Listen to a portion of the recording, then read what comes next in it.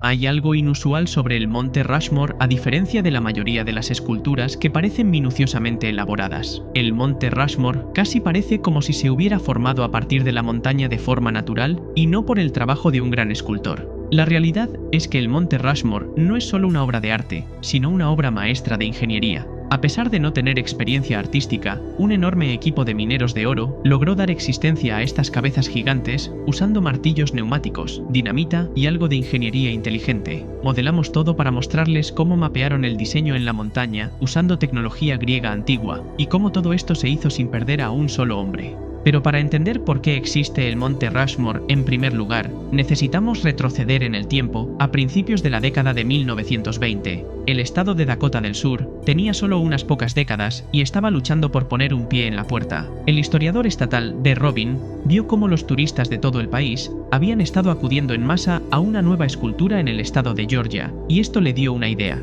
Se acercó al escultor Gesson Borglum y le preguntó si le gustaría hacer una enorme escultura de la naturaleza en Estados Unidos. Él estaba entusiasmado con la idea, pero pensó que más figuras nacionales como los presidentes atraerían más atención, y así, en el verano de 1925, viajó a Dakota del Sur y se encontró con el monte Rushmore, un acantilado de 5 toneladas de alto, hecho de granito de grano fino. Sabía que este sería el lienzo en blanco perfecto para su proyecto. Con la montaña asegurada, comenzó a estudiar fotografías de los presidentes y armó un modelo a escala 1:2. Ahora tenía que descubrir cómo iba a hacer realmente la cosa en ese momento. El monte Rushmore no tenía nada, ni carreteras, ni electricidad, ni forma de que los trabajadores escalaran la montaña, y así, en el verano de 1927, se construyó una carretera que podía transportar mercancías y personas al sitio. También se construyó una casa de poleas en la cima de la montaña donde los operadores podían subir y bajar a los valientes trabajadores en pequeños asientos a cualquier punto de la montaña. Con todo esto, el equipo finalmente pudo comenzar a tallar la primera cabeza de George Washington con la ayuda de dinamita cuidadosamente colocada. La tripulación comenzó a arrancar grandes trozos de roca superficial hasta que tuvieron una cabeza áspera con forma de huevo. Desde aquí, los trabajadores tuvieron que tallar la cara con martillos neumáticos, pero manipular estos martillos neumáticos de 30 kilogramos en la ladera de un acantilado sería un gran desafío y alimentarlos requeriría una ingeniería más inteligente. Los martillos neumáticos funcionaban con aire comprimido, por lo que se instaló un edificio en la base de la montaña para alimentarlos. Contenía 3 compresores de aire gigantes que funcionaban con electricidad proporcionada por la mina de oro local. Estos funcionarían todo el día comprimiendo aire en una tubería que corría por 2000 pies hasta el costado de la escalera y dentro del edificio en la cima de la montaña. Desde aquí se podían conectar hasta 16 martillos neumáticos a la vez.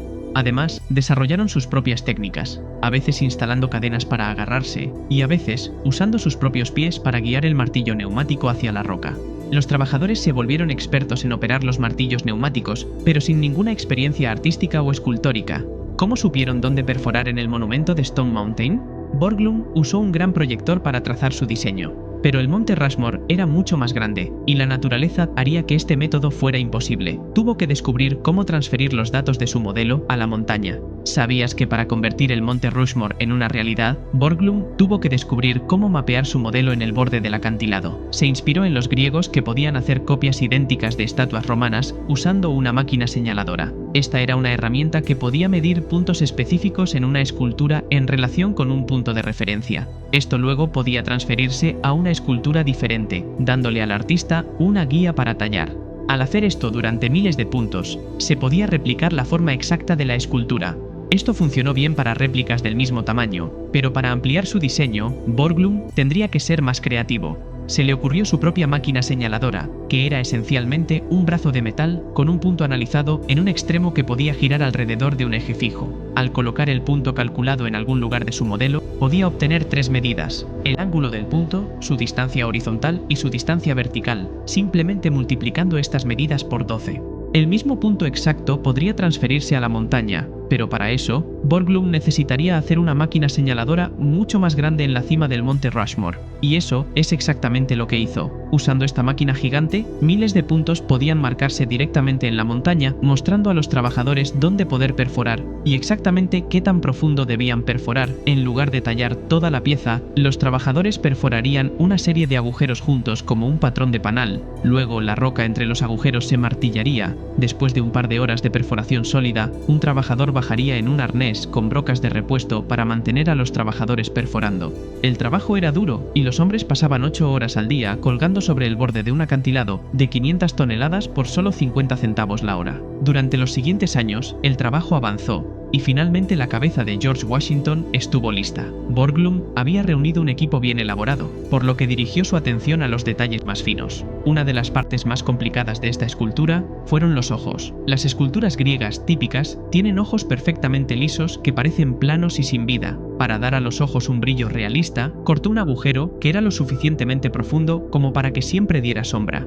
Luego, en el centro de la pupila, se dejaría una sección cuadrada sin cortar para dar la impresión de un reflejo en el ojo. Este era un proceso extremadamente arriesgado, ya que la roca podía caer por su propio peso en cualquier momento. Su efecto era asombroso, y cuando se veía desde lejos, estas secciones cuadradas le daban a los ojos una textura brillante. Para terminar las cabezas, los trabajadores harían un proceso llamado bumping, que alisaría la superficie y la pulverizaría convirtiéndola en un color más blanco. El tallado del monte Rushmore continuó durante 14 años, pero al final nunca se terminó del todo el plan original, que era tener a cada presidente tallado hasta la cintura y una tumba secreta diseñada con lujosas decoraciones, pues apenas había comenzado cuando el proyecto llegó a su fin con la Segunda Guerra Mundial, que se llevó toda la atención y el dinero del monte Rushmore, y solo un par de años después algunos trabajadores fallecieron, pero finalmente Borglum y Robinson lograron su objetivo de poner a Dakota del Sur en el mapa. Así que sin más, no olvides suscribirte y dejar tu like si te ha gustado el video.